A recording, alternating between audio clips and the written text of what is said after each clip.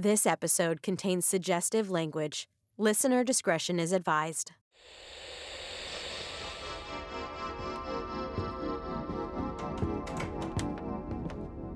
Please, have a seat, Mr. Serge. Mr. Serge. Just Serge. Just Serge, yes. Well, what brings Just Serge to this particular part of the country? You seem to be a man of the world. What is it about Peculiar Springs that made you bite? To be quite honest, Gus, do you mind if I call you Gus? Just Gus. Just Gus. Well, to be quite honest, Gus, I thought I made my intentions clear in the email. The email? The email? You do read and write your own email, yeah? No secretary or nothing like that? Oh, no. No secretary. No communication breakdown. Nah. I just wanted to hear it from the source. I found that despite the mass convenience that modern technology provides, sometimes even our own words don't convey the messages we think they do. I dig it. I do. You're right in assuming that I'm a bit of a knight of the road. Been in the driver's seat for 35 years or so. Always on the move. So many cities, so many countries even. Meeting people from all walks of life, hearing their stories. Trying to make sense of this big blue marble spinning round and round in the vast cosmic ocean. Those who listen well ought to be the same ones to speak. That's one of the reasons I asked you here. Only one of them, huh? Well, to answer your initial question, this place, Peculiar Springs, there's something I can't quite put my finger on, but in a good way. And that's an alluring quality in my book. I've crossed this country countless times, and only a handful of places ever really tick that box.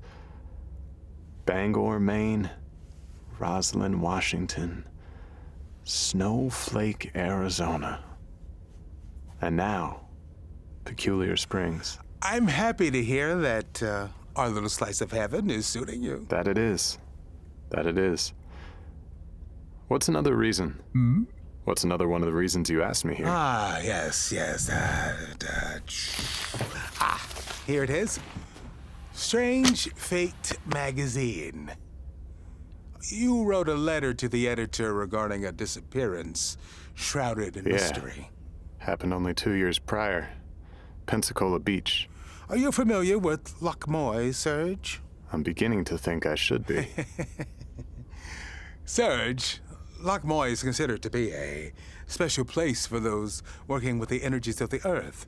Perhaps those that can see the energies from above use it as a beacon of sorts. You mentioned in your letter that beam of light wasn't a singular beam of light, but 7 circular beams. Yes, sir, I did. I want you to find the answers you seek, Mr. Serge. I can only help in offering you a platform here at 93.3. Will that help you out, even in the slightest? Even if nothing pans out from it, it'd be nice to get back out on the airwaves again. Yeah, isn't it always?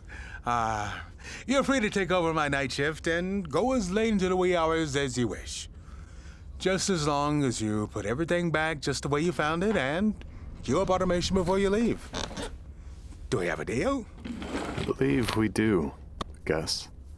I believe we do. Lengthy Tangent presents Peculiar Radio, created by J.K. Robbins, starring Lauryn Alvarez as Mallory Brimm, J.K. Robbins as Brandon Bardo, Alyssa Petrey as Mackenzie Mack Harrison, Kate Sheridan as Tamryn Woods, with Jamey Lewis as Gus Fotheringham, guest starring Max Gallo as Serge. Episode 5, The Night Shift.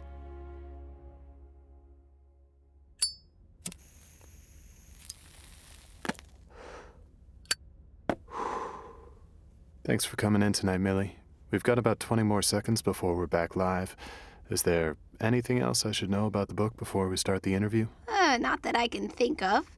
Except that On the Icy Wings of Love is based on true events. Peachy, Miss Keener. Just peachy. Here we go. The sound of the springs. 93.3 WSEP-FM. The Scoop. You're listening to 93.3 WSCP-FM. This is your host of The Hidden, DJ of the Distinct, the Night Watchman of the airwaves, Serge, coming at you from the heart of Peculiar Springs. Join me for the late shift, my little lightning bugs, as we strip ourselves away from the ivy of monotony, open our minds to the truths of possibility, and take a squeegee to our third eye, because it's looking a little dirty. It's time for culture, questions, conspiracies, and more, starting right now. I've got Millie Keener in the studio with me. While that name might turn heads as a familiar byline from the Peculiar Springs Enquirer, Millie is also set to become the region's oldest published author with her upcoming debut novel. Millie, thanks for coming to chat. Oh, you have such a lovely voice, young man. I'm sure the ladies enjoy tuning their dials when you're on the air. I do all right, Millie. Now, tell me about your book, On the Icy Wings of Love. It sounds heavenly. Well, it's a romance novel about a man and a woman having a torrid love affair, shrouded in secrecy and kept out of the public light. Wow. And this is based on your life, is it?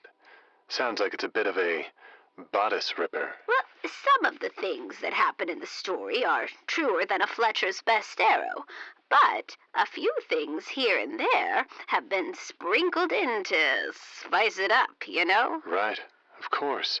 A memoir without spice is like a risotto without rice.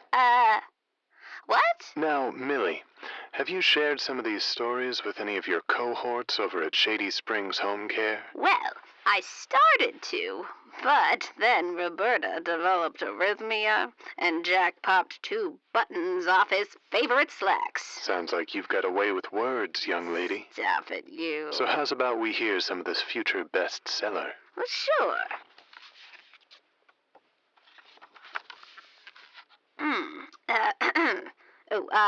This is from the start of Chapter 6 on page 72. Our main character, Esmeralda, is a young woman who likes to keep to herself, but has recently been stealing away to have a tussle in the sheets with a local businessman. This portion is them discussing whether or not they should keep their relationship a secret from the rest of the town. All right, then. For those of you just tuning in, Serge here, bringing you the exclusive first look from On the Icy Wings of Love, written by Peculiar Springs' own Millie Keener, soon to be the oldest published author in the region. Millie, grace us with your words.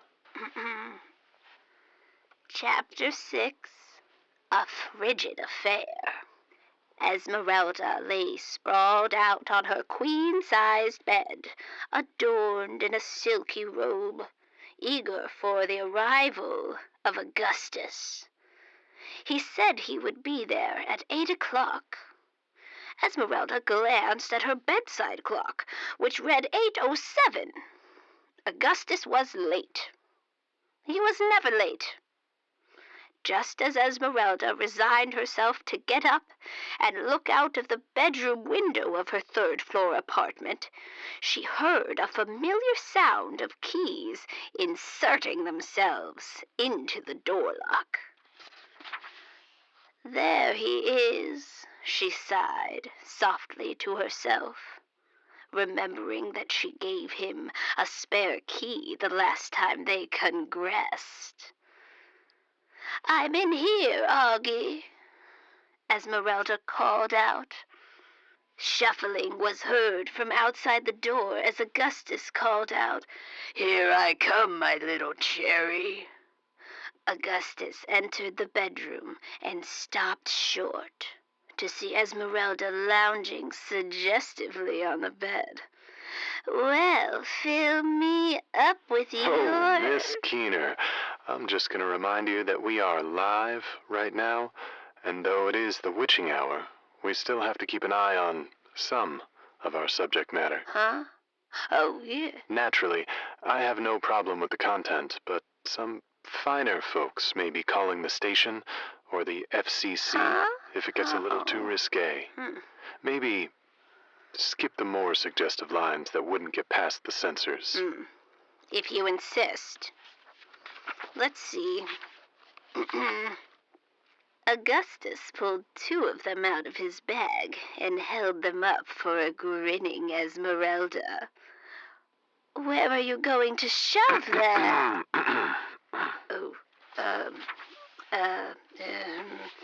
Esmeralda rolled onto her stomach and looked up at Augustus with her big blue eyes.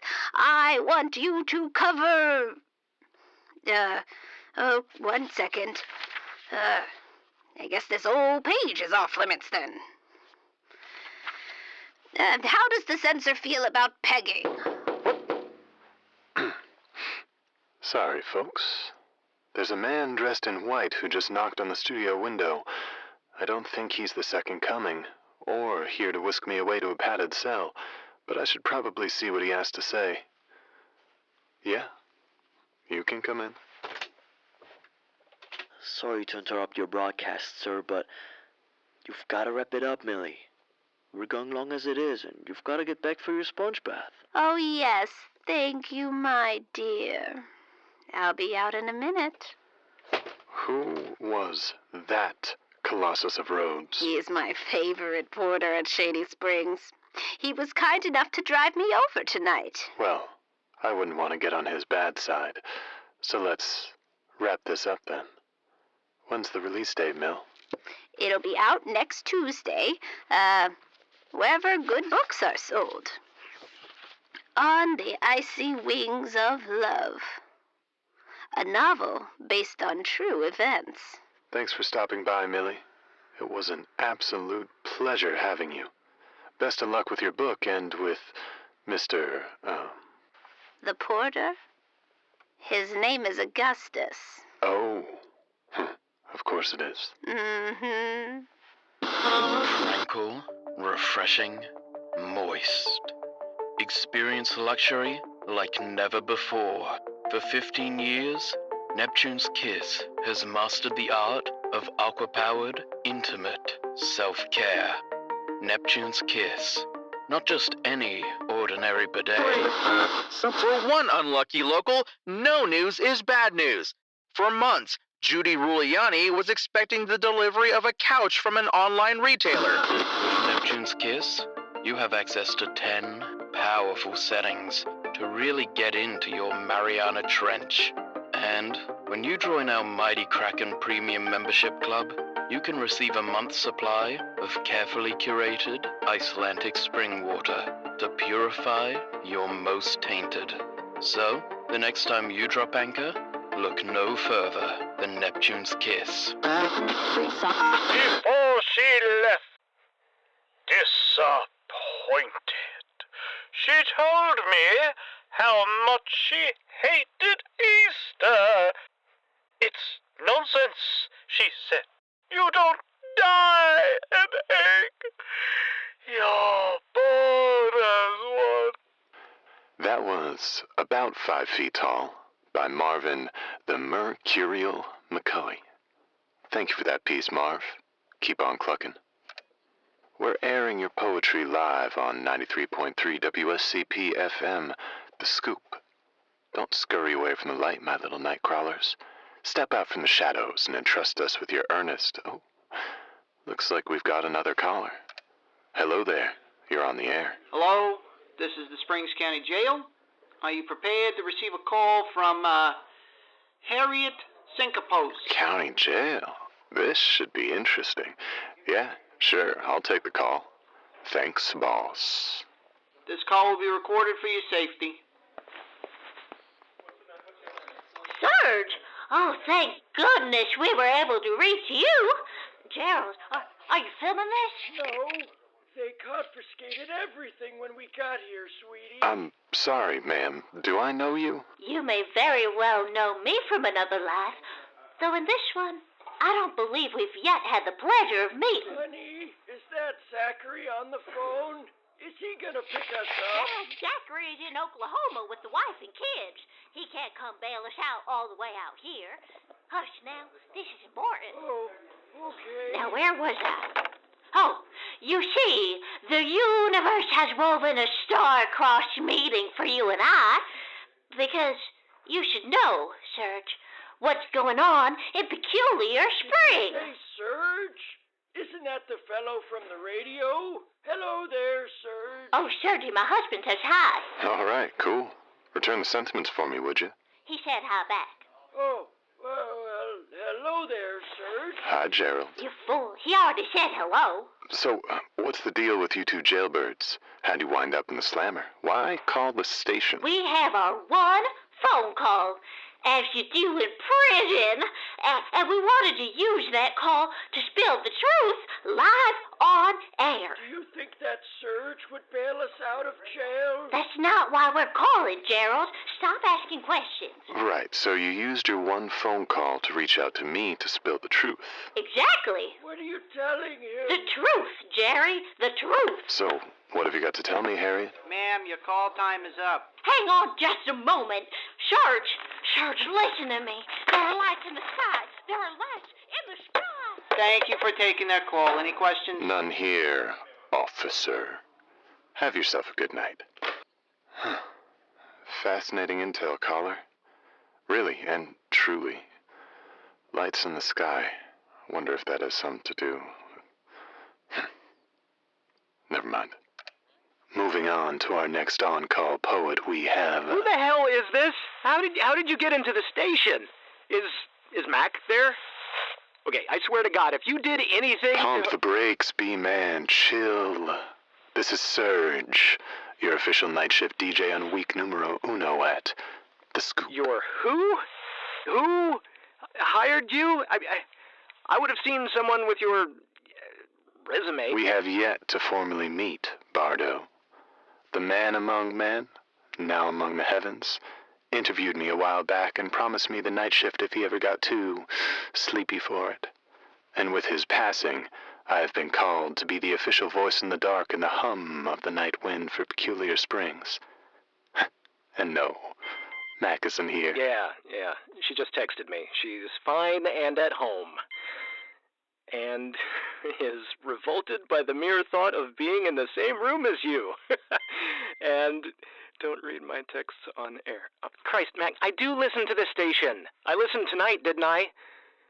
So, wait, you're telling the truth? And I don't want to brag, but the night shift has been mighty popular ever since we brought it back. It's only been a week. And a segment that proved to be so popular that it's back tonight, and that you're officially now a part of, is the listener-submitted We Our Poetry. We indeed. Listeners submitted poetry? Boy, I want what you're on, bud, because there's no way you're this chill at the bottom of the hour with the insomniacs from the Springs sharing feelings. Hardest thing I'm on right now is a combination of cream soda and moonlight, my friend. And I really am surprised with you, Bardo. I'd expect the morning voice of the community to be its biggest fan. Your neighbors are sharing some real stuff tonight, sure. We've heard a few early drafts, but everyone is showing us who they really are. I wouldn't miss this for a meteor shower. So unless you'd like to share some poetry with us, Brandon Bardo of Peculiar Springs, I'll just put on our next local poet of the evening. Wait. No, I've got poetry for you. Just give me a second. Oh. Play on the station trying to hang up on me. Will this be an original piece? Nervous participants are reminded they can also read a classic if they're not ready to share their own work tonight. Don't be such a prick. Hold on. I'm trying to share my ass. Bardo, friend, brother on the airwaves, If you don't have anything on hand to share, we can improvise something live together. I'll lay down some lines and you try to finish it based on the meter. Actually, I've got some Bukowski right here, so... What's hard to see, but easy to find? Wait, no, I thought these were poems, not riddles.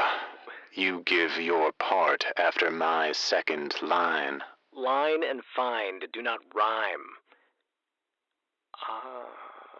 Be ashamed of your poetic crime. To chill and unwind, now is your chance. This is for fun. That is my stance. So then, no. My words will kick you in the pants. Your words are as cold as the snow. How sad that you think me your foe. The city's asleep because of your show. Well, I guess you got the rhyming part down, Bardo. Thank you for joining us. Come on, don't chicken out now. That was a warm-up round, right? I'm ready for a limerick battle when you are. I've got other poets on hold, B-Man. We can hit up Nantucket next week. All right. Be like that. Hey, why does Mack hate you so much? Online retailer Peter Couch spokesperson recently released a statement on what is now being called Couchgate. The spokesperson said, Judy's claims were truly and duly unruly. If you're in need of a new sleep aid, try bees.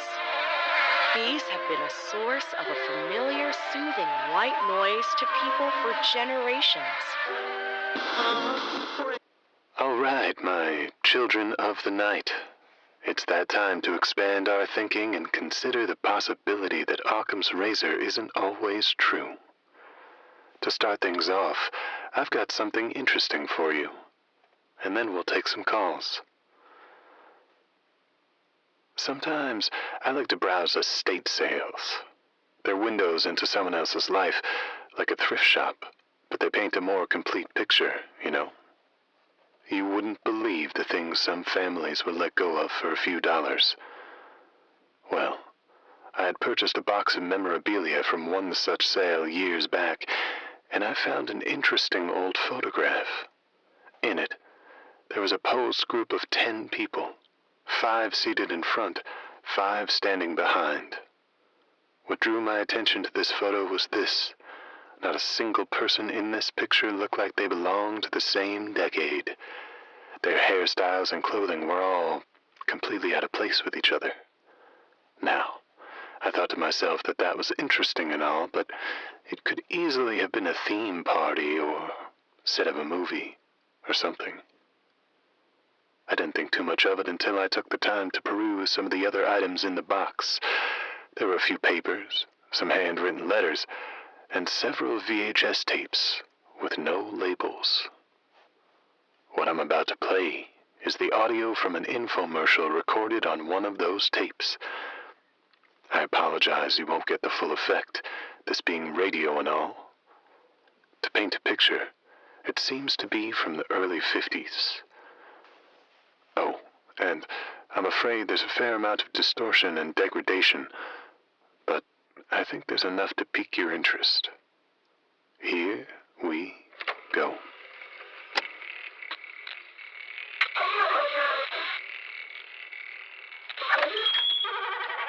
Oh, thank God you're open. I don't know what to do. There, young lady. Don't cry. You haven't even seen my prices yet. My watch. It's broken.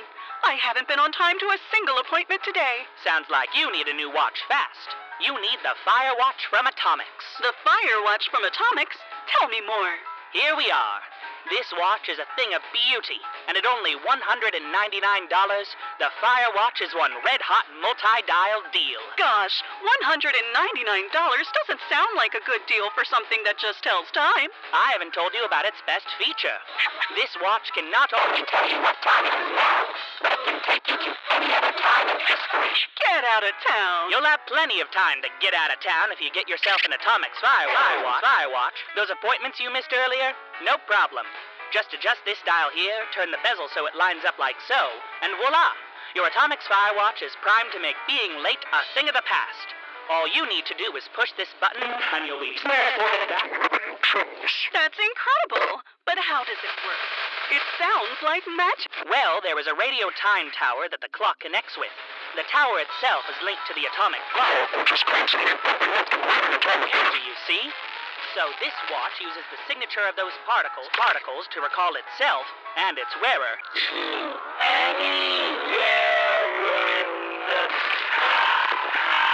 Why, that's marvelous. But what about when... Of course not. You can only spend a certain amount. Thankfully, your atomic spy watch will start that countdown for you. It takes a sample of turn trip automatically.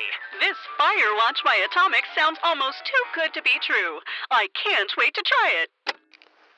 Well now, wasn't that a really weird spot, friends? There was a note in the box that seemed to claim it was from a late-night infomercial that ran for only a few nights. Let's pause here to remember the photograph I mentioned at the top of the segment. Upon closer inspection, I noticed one detail in particular. All 10 of those people were wearing the same watch. The very same watch from the commercial I've just finished playing for you tonight. Odd, ain't it? Why don't you mull that one over, and let's take some calls. The sound of the springs. 93.3 WSEP-FM. The Scoop.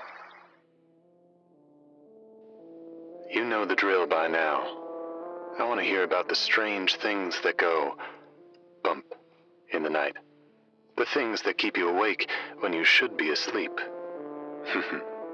Besides my interview with the enchanting Millie Keener. She was incredible, wasn't she? I sure hope my golden years are as active as hers. Huh, I see we have our first caller on the line. Who are you, and what's out there in this wide, wide world? Hello, Serge. My name is Dr. Leila Al-Masry. I'm so glad to be able to talk to you about the namesake of Peculiar Springs. Ah, the springs themselves. I've heard some things, but why don't you elucidate what you're getting at for the listeners who are tuned in? Of course. There has been a long-standing suspicion that the natural hot springs here have curative properties. Now, I don't doubt there might be some truth to this, but I've visited the springs myself to see what they're all about. I gotta say, Doc, it's hard for me to see how some impotent hot springs could have enough juice to heal the sick, especially when they can barely moisten the clay they're bubbling up through. I have seen a document that describes a journal entry from our town's founder, William Wren, detailing his discovery of the springs. He lost his traveling companions and was on the brink of death when he spent a night near the springs, and afterwards was completely healed. I would very much like to see that document myself sometime. Hold on. We have another caller with some nocturnal submissions for your approval on the line. Hello, caller. Salutations. This is Marvin, the Mercurial. Hello, Marvin. It's a surprise to hear from you twice in one night. Tell me, have you had a healing experience from the springs? Maybe they healed you when my curmudgeonly colleague bruised your ego the other day. How is it possible that you lot don't have a live video stream? Easy, Marvin. I'm just teasing. Why don't you tell me about the springs? Well, I've got 2 words for you. Hollow Earth. Dr. Al-Masry's conclusion, based on this evidence, is misguided. The springs are actually a portal to the center of the Earth. Care to respond, Doctor? Well, there are plenty of theories about the mystical properties of the springs. I imagine the less than impressive water pressure makes it a little more than a mud patch most of the time, and the unfortunate amount of kaolinite concentrated in our springs can spark one's imagination. Yes. I had read that's why the town has invested heavily in water filtration technology. We wouldn't be able to enjoy the spring-fed fountain in the square otherwise. It's possible we haven't been able to prove the theory because the curative properties aren't always accessible. I've been testing samples of plants and fungi that thrive in the area, as well as charting the composition of the spring water to see if it's consistent year-round. Well, I know I've felt much better after consuming certain fungi. What do you say to those that argue that Mr. Wren was not magically healed, but had been exchanged with a doppelganger from the Earth's core? There's no science that supports that claim. But hold on. There aren't any cave systems in the area. No, of course, you wouldn't know. We surface dwellers can't journey to the center of the Earth whenever we feel like it. The inhabitants of the land beneath our feet are well aware of a portal between our worlds. The springs created the connection, and the beings of the core sealed it up. It's a door, and we have access to neither lock nor key. No, it won't open unless and until they want it to. Man, that's deep, Marvin. A little bit of Huxley combined with a heaping helping of the old skull and bones. Thank you. And thank you for your contribution tonight, Dr. Al-Masry. I look forward to hearing the results of your research. But we have more callers on the line, so let's move on. You're on the air, caller. Who are you, and what's out there in the wide, wide world tonight? Hi, my name is Sean Bash. Whoa, I cannot believe I'm talking to you, sir. What an honor. Oh, you're too kind, Sean. What do you have for me? Okay, submitted for your approval, I present Pops and Relationships. They aren't just a spicy snack to cure the munchies. No, man, they're chock full of nanobots. Nanobots? Oh, wow. I have to admit, this is news to me. Please, tell me more. Okay, well, imagine this. My bros and I came home one night after a snack run. I had my bag of Pops and Relationships, and after several delicious, fiery bites, I totally zoned out. You don't say. I just did say. It was like my mind had been wiped. Like I didn't have control over my body anymore. Time passed by super quick, and all of a sudden, it was morning, and I felt great. Are you sure you didn't just fall asleep? Oh, no way. Sean? I can't help but notice it sounds like you're eating some chips right now. Yeah. Are they, by any chance, Pops Immolation chips? For sure. They're my favorite. But what about the nanobots? Yeah, well, they're just so delicious. And, I did feel pretty good afterwards. I couldn't find any evidence of me doing nefarious things against my will, so I don't know. Maybe everyone should eat some or whatever. I mean, I feel pretty good. If you ate some Pops Immolation chips, you could. Well, I, for one, will be saying no thank you to that particular treat. They sound too hot for me. But I appreciate the call, Sean. We've got time for one more. Hello, this is Springs County Jail. Again? Is something the matter, officer? Are you prepared to receive a call from Gerald Syncopos? Oh, Jerry and I go way back. Couple segments at least. Go ahead and put him through. Zachary, it's your father. Your mother already wasted her call calling Serge from the radio, so it's my turn to... Gerald, this is Serge. Oh, I'm sorry. This is the only number we have memorized. Zachary Syncopos, if you are listening to this radio broadcast, we need you to bail us out of jail as soon as possible. About the lights. There are lights in the sky, Serge. Well, how about that, Jerry? What can you tell me about these lights? Serge, have you ever been to jail? Because this is my first time, and I gotta say, it's changed me these last 2 hours. Are you ready to challenge your taste buds to the extreme? Forget about those wimpy jalapeno chips you get at the deli. It's time to take those taste buds to the next level of hell. Introducing the all-new Pops Immolation chips. Taking that thick, double-fried... Both parties seem happy with. When contacted for comment about the deliberation, Ruliani said of the resolution talks, "So far, so good." And adding 9 layers of sinister spices that will keep the fire burning. Pop simulation chips. Taste the flame.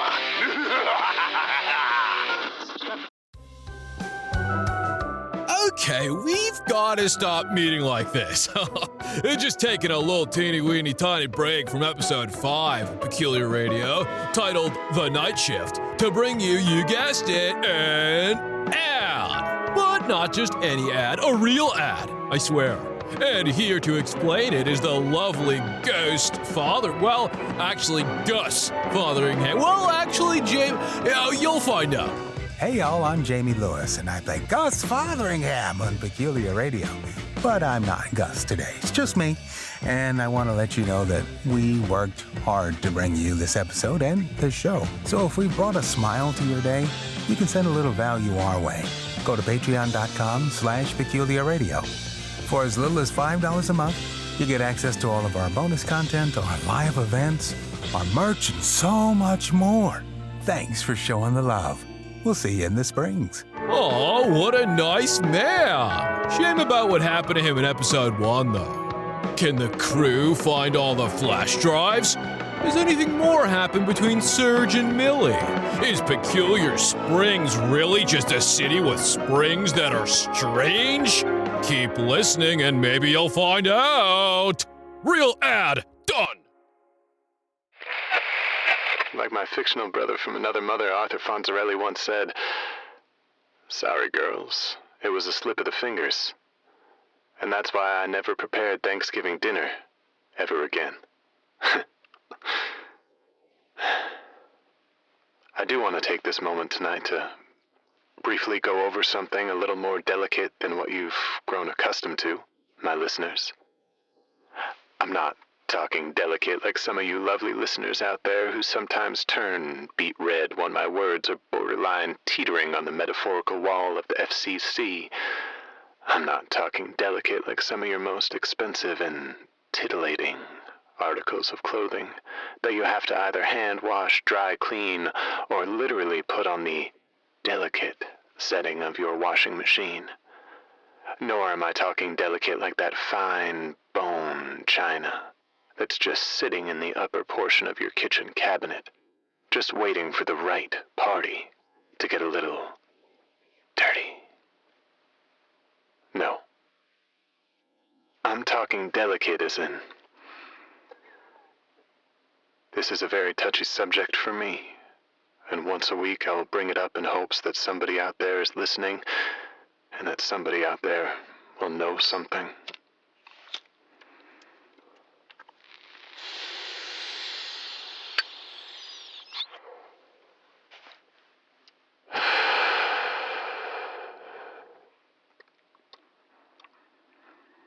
On the night of November 11th, 1987, a young man of 17 years of age by the name of Simeon Headley disappeared.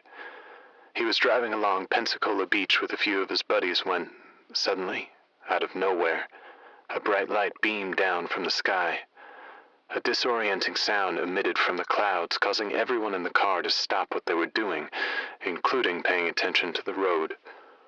The vehicle, a cherry red 1964 Ford Galaxy 500, ran across 2 lanes, going over the median before crashing into a brush-covered dune. With time seemingly running in slow motion, at closer inspection, it wasn't merely one beam of light, but a circle of 7 smaller lights, rotating at an unbelievable speed. Simeon was frozen in time, pale as a ghost within the light, appearing to be floating a few meters in the air before the light disappeared, and Simeon with it. His friends spent the next few hours stunned in silence until the sun came crawling up across the Gulf of Mexico, before walking up and down the boardwalk, looking for him in vain. Once the report was made public, both the parents and the police blamed the friends for Simeon's disappearance, concocting a lazy story involving stealing the car to pay off a gambling debt one of them owed 2 states over in St. Bernard Parish. Another lascivious rumor had mentioned a young lady Simeon was seeing at that time, that apparently she was two-timing behind his back with one of the friends, and that in the throes of passion, plotted to get rid of him, sell his car for scrap, and use the money for them to get to Miami. Though in reality, two people can't do much in Miami with a mere $2,000, especially not if you have a gambling debt to pay off. All that said, if anyone out there knows anything about the 1987 sighting at Pensacola Beach, sometimes referred to as the Gulf Breeze sighting, or if the name Simeon Headley rings a bell for any reason at all, please don't hesitate to call here at 93.3 WSCP-FM, The Scoop, and ask for Serge.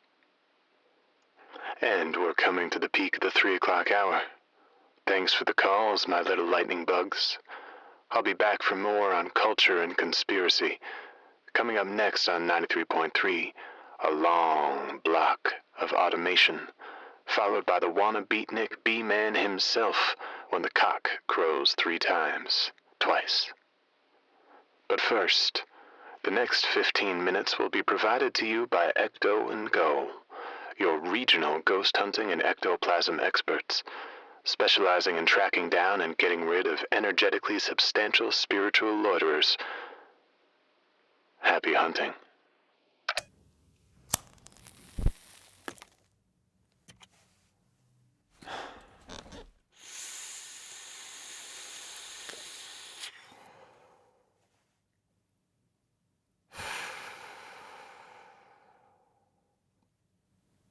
Happy hunting indeed.